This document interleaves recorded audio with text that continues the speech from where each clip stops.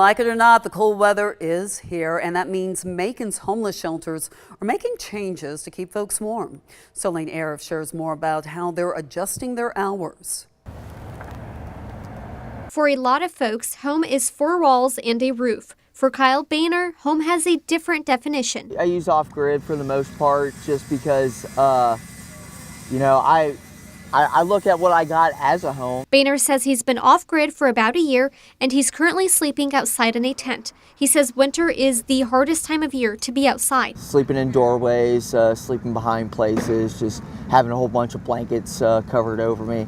It seems like that's what a good amount of people kind of do like this time of year. He prefers staying outside, but for folks who don't, they've got options like this day shelter called Daybreak. Sometimes open about 7:30 when it's really cold.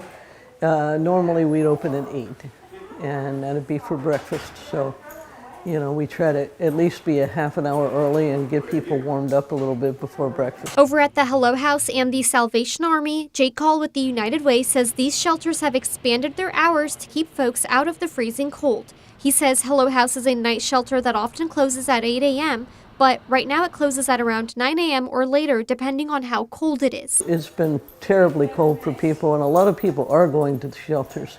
I know Salvation Army was up and they were working hard yesterday. She says all these shelters work with each other to make sure anyone who wants a place to stay indoors has one. Boehner says that doesn't go unnoticed. We do get a good amount of help during the winter time. There are people who care about us out here in Macon. Reporting in Macon, Solene Arif, 13 WMAZ News.